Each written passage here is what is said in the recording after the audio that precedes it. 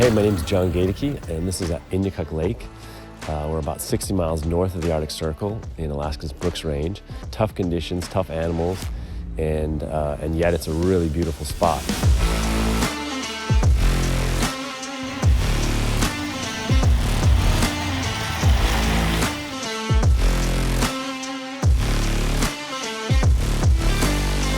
I was lucky that my parents decided to start a wilderness lodge out here in 1974.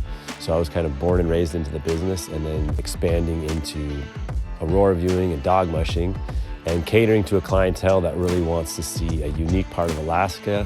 I really encourage people to come out and experience the Brooks Range and a part of Alaska that very few people see.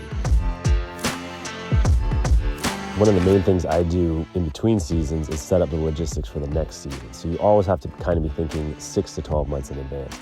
So for example, in springtime now, April, I'm cutting wood for next February, March. I try to get in and get up high where there's dead standing trees. I can just pile up these logs that can be up to 50 feet long and then cut them into sled lengths, put them all together, and then put the sleds together and take them back to the main lodge.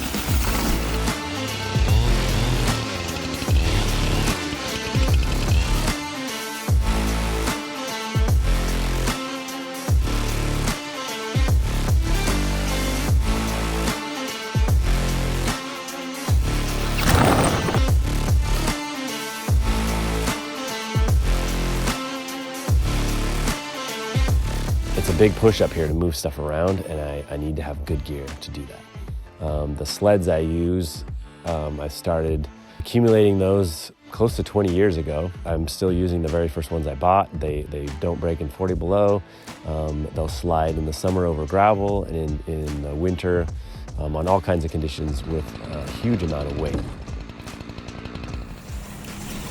By harvesting from the land, the logs from the land, it really gives you appreciation for every little plank and window and nail that comes out here, because somebody had to make that, and when you have to make it yourself, it just strengthens that relationship and the bond with the place, and that's a big part of it for me.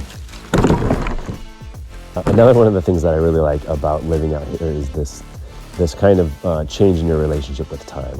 We are much more dependent on when the sun is shining and heating up the day, when we can get water and wood, and when we need to stoke the fire to maintain our own heat. So it's not that we're looking at the clock, or even most of the time I don't know what day of the week it is out here. That's a lot more fun than saying I got to be at work at 9 o'clock in the morning and then I'll be home at 5.